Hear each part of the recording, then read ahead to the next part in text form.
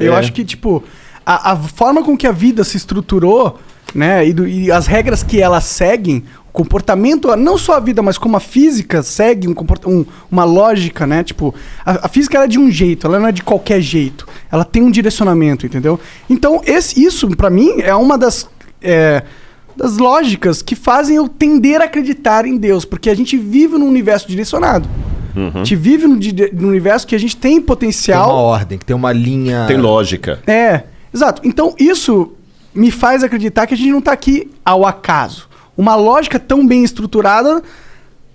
É difícil que, tipo, porra, de todos os lugares que eu poderia estar vivo, eu nasci numa realidade onde a lógica é impecavelmente estruturada. Tudo faz sentido nesse universo, se você souber entender, tá ligado? E isso, pra mim, é uma evidência de que a gente tá vivendo algo que não é aleatório, tá ligado? Talvez a gente esteja vivendo uma experiência que vai além da nossa realidade que a gente entende. Agora, posso bancar o advogado do cão? Pô... Se eu fosse um ateu, eu ia te jogar uma pergunta aqui. Manda. Se você vira um quadro bem bonito... Quer ver? Eu vou fazer uma coisa ali, vou botar um quadro aqui. Eu vou quebrar o protocolo. Eu posso ir lá e mexer no Google? Pode. Ele vai colocar uma coisa aqui pra mim, que é a lógica que você segue pra acreditar em Deus. Tá. E eu vou bancar o advogado cético. do diabo, o cético. Olha que lindo isso aí. Quando você vê esse quadro, o que ele diz pra você? Estão num país da Europa onde tem essas montanhas com neve. Muito bem. Esse quadro te dá uma ideia de inteligência, de projeção, de criador? Você poderia pensar no formato das coisas, como eles cada um tem o seu formato. O quadro mesmo, não tô pensando na paisagem não, o quadro, o objeto quadro. Tá. Pra mim parece... Alguém pintou esse quadro. Alguém pintou esse quadro. Sim. O Igor já matou a charada. Entendi, sim. Por que você acha que alguém pintou? Por que você acredita no pintor? Por que eu acredito no pintor? Porque... Você nunca viu o pintor. Mas é que eu já vi que é possível pintar. Eu sei que é possível pintar. Eu posso pegar um bagulho aqui e fazer uma versão tosca disso daí, agora. Mas a gente não sabe se é um pintor ser humano. Pode ser um algoritmo que fez essa imagem. Eu sei que não foi, mas poderia. Aham. Mas considerando que... Alguém programou o algoritmo. Alguém programou. Então Sim, sim. tenho... Exatamente, Sim, eu ia chegar sei, nisso. Beleza?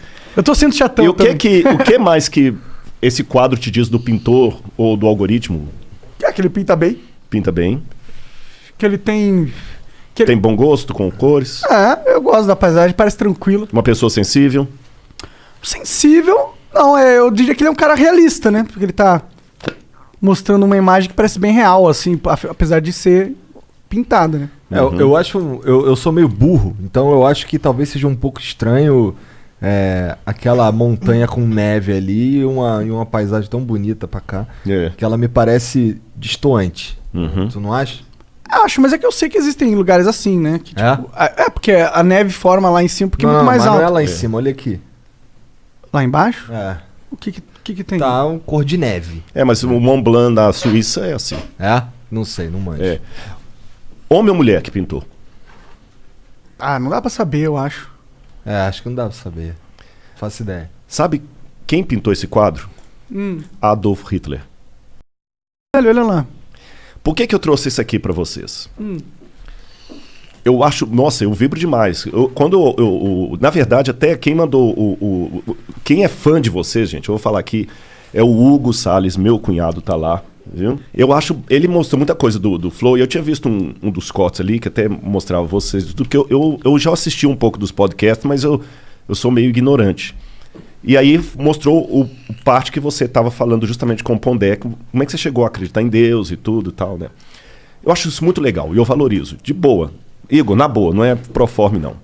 Mas já que eu estou bancando o cético advogado do cão, o que você tem pela natureza e pela lógica... é uma certeza tão rasa como a que você tem do quadro. Que se eu te desse aqui 10 nomes para você eu ia acreditar. Você não ia nunca pensar que podia ser Hitler. Não, eu ia chutar Hitler, a menos que tivesse outros nomes melhores. Absurdos. Exatamente. Né? Porque você nunca pode imaginar que um cara que matou 6 milhões de pessoas... teria sensibilidade para pintar um quadro. Concordo. Então, pegando a natureza pela natureza, a natureza, como esse quadro, ela me dá algumas certezas mais limitadas. Primeira certeza que a natureza me dá como quadro: existe um pintor. Mesmo que foi através de um algoritmo, mas teve alguém. O quadro me dá essa certeza. As tintas não iriam sozinhas para a tela formar uma coisa lógica. Esse quadro tem design, ele tem lógica. Mas aí você não está sendo ceticão, você está sendo... Não, tô sendo ceticão, você vai entender. Agora que vai entrar o cético. Esse quadro me mostra design, ele mostra lógica, ele mostra que tem alguém que o pintou. Mas quem me garante que esse alguém não é um Hitler? Porque o Hitler pintou esse quadro. Então, aí que vem ao lado do meu cético. Entendi. Essa sua certeza, o máximo que ela pode te dar é a ideia que existe um Deus. Sim. Vamos usar o nome Deus. Sim. Pode usar qualquer nome. Mas quem garante que esse cara não é um brincalhão cósmico que tá ferrando a gente aqui tudo? Bom, eu não tenho essa certeza. De verdade, eu não tenho. Uhum. É uma coisa de acreditar mesmo. O que me dá intuição é que aquilo que você estava falando, a realidade parece ser boa no sentido de tem muita merda, mas as coisas vão caminhando, vão melhorando. Tipo, parece que tem algo dentro dessa realidade que quer progredir, tá ligado? E isso é a evidência que eu uso para que eu não tenha uma imagem desse Deus que eu acho que exista, mas eu não tenho nenhuma certeza das características dele. Aí que tá o ponto. Agora você chegou no ponto. Sim. E aí que vem o meu testemunho agora de fé. Uhum. Eu, quando olho a natureza, ela me dá essa certeza. Não, tem que ter um design. Pá, o cara deve ter intenção, tudo. Tá. Só que ela não me responde se ele me ama ou se ele é um Hitler. Então a primeira coisa que eu tenho que trabalhar é a possibilidade de Deus existir. Depois que eu trabalhar essa possibilidade de Deus existir, eu vou trabalhar uma segunda possibilidade. Será que ele se revela?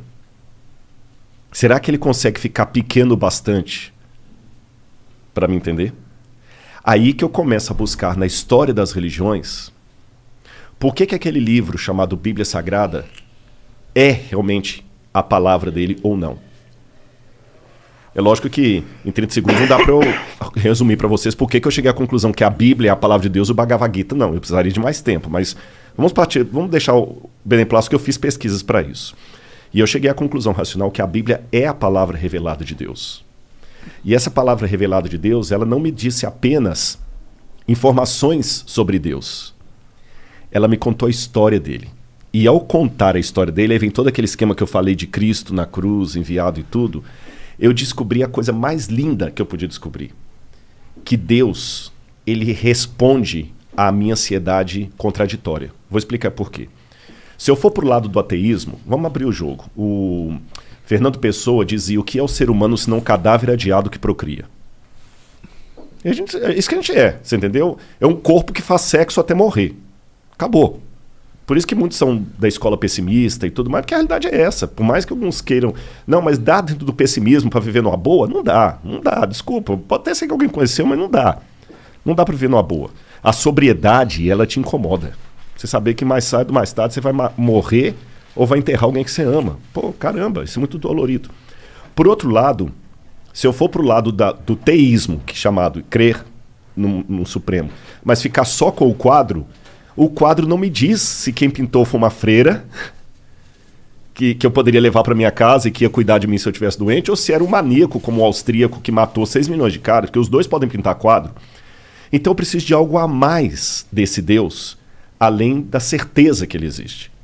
E esse algo a mais, ele vem de uma coisa que o Karl Rahner, que é um teólogo formidável católico, morreu nos anos 70, Karl Rahner chamava de transcendental, existencial transcendental. O que é isso? Santo Agostinho dizia, existe um vazio com forma de Deus no coração humano. E nós nascemos com essa projeção para o transcendente. Se tem uma oração que até um ateu sinceramente pode fazer, é a seguinte: Senhor, que tu existas. Porque se ele existir, cara, é a melhor coisa que eu tenho para falar aqui para vocês. Se Deus de fato existir do modo como a Bíblia o revela, ou como ele se revela na Bíblia para corrigir, então fica tranquilo que ainda que você esteja morto, você viverá. Você está entendendo? Agora, eu tenho uma dificuldade aqui. Porque se Deus criou o universo, ele tem que ser muito maior do que o universo. Veja, ele não pode nem pensar, nem raciocinar. Ele sabe. Ele não raciocina. Ele é. Ele é. Ele nem existe. Porque existere significa algo extraído de algo. Ele é. Ele é muito... Eu não tenho nem como imaginar Deus. Você tá entendendo? Qualquer coisa que eu falar dele, eu vou falar do que ele não é, porque o que ele é ninguém sabe. Eu preciso desse Deus supremo para fazer sentido com a criação do universo e tudo que eu tô falando com você. Senão ele vai ser Odin, vai ser o pai de Thor. Sim, ele vai ser um ser humano. Um ser humano deificado. Mas, por outro lado, ao mesmo tempo que eu preciso dessa imagem grandiosa de Deus, caramba, eu falei da minha depressão, acho que já está na hora de eu entrar nesse assunto. Há momentos em que você quer ser abraçado por Deus. Mas como é que você pode abraçar o transcendente? Como é que a eternidade pode caber no meu coração? Ele é tão grandioso. Aí eu descobri uma coisa. O Martinho Lutero dizia o seguinte: os homens usam máscara para esconder o rosto deles. Deus é tão grandioso que ele usa uma máscara para se revelar. Porque a maneira de Deus se mostrar é se escondendo. Então, de novo, vou contar outra historinha. Um camarada tinha um aquário com aqueles peixes com água salgada do mar. E toda hora que ele ia colocar a comida ali, os peixes fugiam dele. Mas que saco, eu gasto um dinheirão e tudo. Aí o colega falou: pai, só tem um jeito desses peixes não fugirem. Eles têm com medo, isso é muito grande para eles.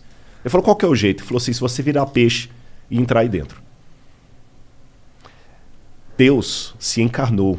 O Evangelho de João começa... O grego é muito lindo, não é para exibir, né? Que João fala assim: enarren hologos, kai hologos en prostonteon.